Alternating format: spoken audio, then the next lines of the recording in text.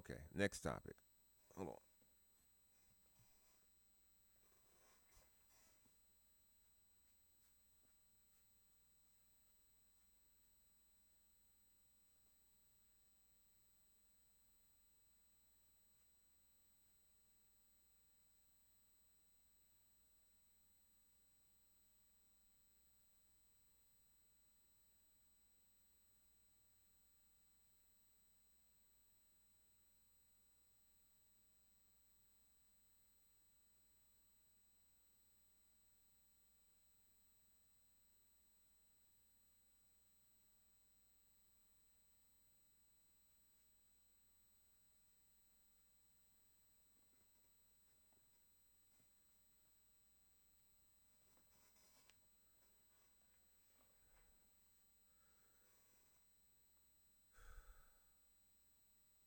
Okay.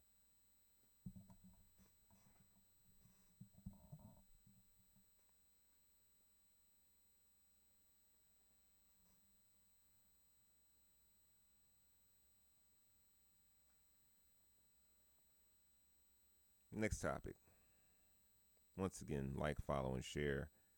Uh, it costs you nothing, please. I just really need to keep it. I want to be able to keep this going and build a bigger network and create a bigger conversation. Um, and comment. Make sure you comment as well. So anyway, next topic is MSNBC or Now, whatever that may be. Um, I don't like the MS Now. I don't really like MSNBC. They just need to come up with something that's, you know, like just really, I don't know. They need to come up with something better. They have a whole department that's supposed to come up with stuff like that. I'm sure they're paid millions of dollars. But anyway, MSNBC is what I'm going to call it. Has also they here's the thing, they were never great. They were just a good source of information. I believe that they did more online with their little clips that all the influencers used in their videos. Um, and they had the good shows. They had like Rachel Maddow, who's my dude, old man, Lawrence O'Donnell, and then my other dude, Chris Hayes. Um, but see, a lot of people, I'm telling you right now, Ari Melber has always been my dude. Ari Melber I like because he's funny when he tries to quote hip hop lyrics in his show. He's funny for that reason. That's one. But he is also a lawyer, and he comes at things from a lawyer standpoint, and it's really, um, really informative.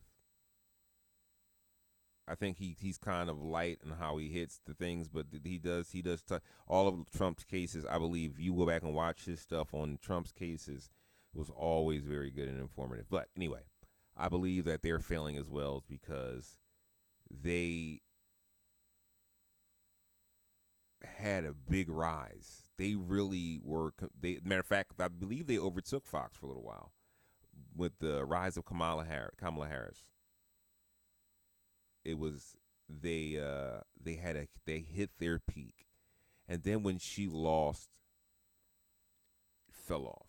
And then also, not to mention, like if you look at the ecosystems that have grown off of this old media right here that we're talking about right now. If you look at the ecosystem that's grown off of that, the bottom feeders and the parasites that, in a good way and bad way, um,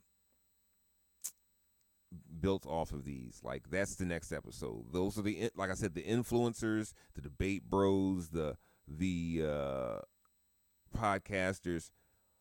They all are just feed off of this now. But if you look on the left side here, we're going to take MSNBC, even though they're not the only left.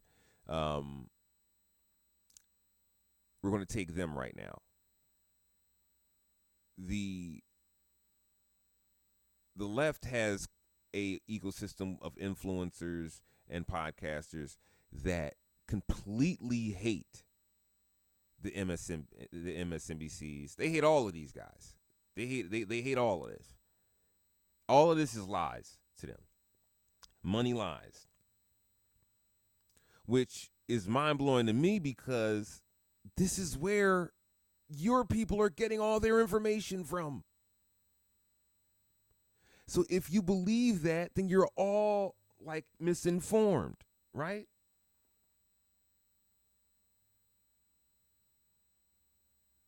If you're all misinformed, what are you even talking about? This is what makes you conspiracy theorists. You think yourself into circles.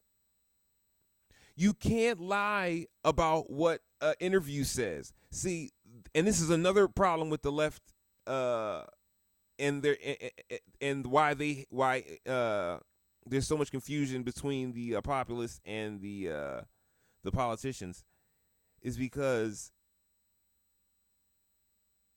the influencers and podcasters are mad because the left politicians do not go and kiss their ass like these right politicians do for these other guys. They'll go and they will smooth it up. They will and even fund some of these smaller influencers and podcasters. But the left doesn't do that. They're starting to do it more now, but they didn't do that before. And that's what created the tension between our the left side's two media branches, the internet and then the establishment. I understood if you were keeping each other honest, but I believe only one side is keeping the other honest. I believe that, yes, the pressure that they put on the MSNBCs and the CNNs and other networks, that they've made them more honest. I'm sorry. There is not one podcaster or influencer who I trust their investigative reporting more than Rachel Maddow. Are you serious? That doesn't make sense. And let me also add to you, the reason why CNN got rid of Lemon and Reed, and MSNBC got rid of Reed is because of the progressives. They made them seem so shady. These MSNBC hosts look totally unhinged. Several of them, including Joy Reid, were questioning if the event was staged in a sense. They're like, oh, it's a really weird coincidence. What's going on? And look at what she said. For 9 seconds was allowed to do a photo. He's the president of the United States. He just got shot. And former president of the United States. Yeah, I got you. But the former presidents are still called president. Right. And so you're begrudging him putting up his fist after he got shot. First of all, that's just nuts. Second of all, any of these things like, oh, isn't it curious how they stage things? No, you're egging on people on your side to think crazy things. Conspiracy theory. Yeah, Michael Steele did the same thing. Especially in the black community. This is what kills me. They killed the reputation of Joy Reid and Don Lemon in the black community, which is crazy to me, how black people keep letting white people tell them what's best for them and who's best for them. I know. You knew. Not just now, you knew back then. I was watching this interview, and when she said that, a part of me was happy. It's great to see people grow and learn and change and move in the right direction. It should be an uplifting thing, and it is an uplifting thing. It's good to see that. At the same time, a part of me was so frustrated because Joy was a great example of somebody back then of how dishonest the media was, because it wasn't as if this was somebody who was completely siloed and really truly believed everything Hillary Clinton was pushing and thought that she was, the right person, not just in terms of who could win, but also in terms of the policies. It wasn't like Joy was in that camp. Joy was somebody who had complimented, even propped up Bernie Sanders at one time before he ran for president. So as Jackman writes, this is an article from back then, MSNBC's Joy Reid was once a fan of Sanders, calling him, quote, the great clarion voice in the Democratic Party before transitioning to attacking him full-time, even claiming in 2017 that he mistreated his wife. Remember when Don Lemon got fired, on the left, the progressives, there was a whole thing about how he was disrespecting women because he told her the girl he was with was a mess. Man, was it Caitlin Collins? I don't believe so, but either way, which should show you what the progressives are always going to do. Is they're going to, just like they turned on, just like every progressive hates Diddy without an ounce of evidence of him doing anything but beating up his girlfriend, which is wrong. And he's doing 2 years. But all the other stuff was nothing but fabrication, and now or consensual with everyone. And they hate him. You know why they hate him? Because they hate black excellence and power. The same reason why they hate Jasmine Crockett. The same reason why they hate Kamala. And those women are too agreeable. They're too nice for them to hate them so much. They put themselves in so much danger. But the left is destroying MSNBC and the left establishment media. And here's the thing that that those podcasters and influencers don't realize: once you lose that left influence in those White House meetings, you will not get it back. You will not get it back. You just won't be allowed in the room. Then you'll have to believe what the other guys say, what the right leaning people are saying is coming out of those rooms. Don't you realize? Haven't you realized over all these years? Shut the hell up. The left keeps shooting itself in the foot. And MSNBC kept us informed about everything that was going on through Biden's collapse with the medical issues and through Kamala's rise. They kept us informed about everything. And Hillary's rise. If you look, I'm sure if I look back, and I don't know if this is a fact, I'm sure if I look back, MSNBC had a huge rise then, and it probably rivaled Fox until Trump won. And see, this is what Democrats and independents do. When the person that they vote for loses, they go and tuck their tail and want to just try to be an ostrich and plant their head in the sand. I wonder if ostriches really do that. Anyway, the left fight like bitches. They're sore losers. And yes, the right are sore winners, but the left are sore losers and left-leaning people. The independents are just like, they're weak. I'm not saying for being an independent, but you need to speak up for liberal values. Everybody should be speaking up for liberal values. This is what makes the right so wrong, because they don't want liberal values. They want things the way it used to be, where people either just kept their shit to themselves or they stayed inside out of everybody's view. Like, they're happy right now because Latinos are scared to just be out like that, because even if they're legal, they can be scooped up and harassed, maybe locked up, who knows, or maybe just end up dead. And the same thing with Muslims and anybody who has a outer projection of could be from immigrant backgrounds.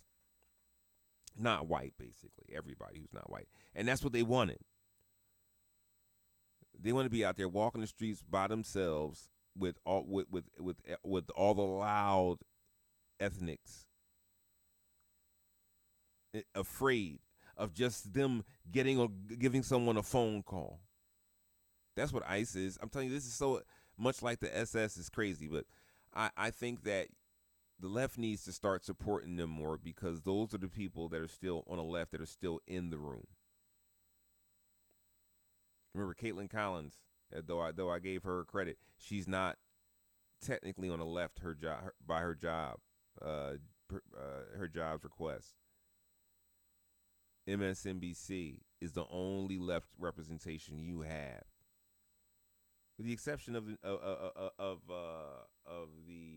Midas Touch. But I'm going to touch on that all the way at the end of this 2-part series, because the Midas Touch is they're not in the rooms though, because Trump hates the Midas Touch. They're at Capitol Hill, but they're not in the rooms in the press conferences, because they're being kept out. But the Democratic side, yes, but they're not getting the full picture. They're not getting the right side. They're only getting the left. So MSNBC still has that ability. We need to stop mistreating them and trying to bring them down. No, they're not perfect. Definitely not perfect. But once again, like I said, Chris Hayes, Lawrence O'Donnell, and Rachel Maddow. I'll take those three over any of your guys anytime. And I definitely know if they were in the room with these politicians, they're going to tear them up.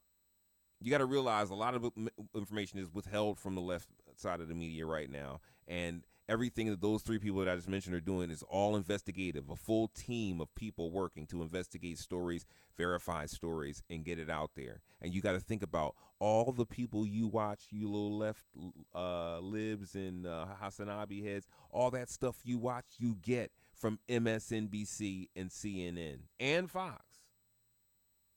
But Fox is usually just a contrast of how far to the other side their stories are once you hear the real facts from CNN and MSNBC.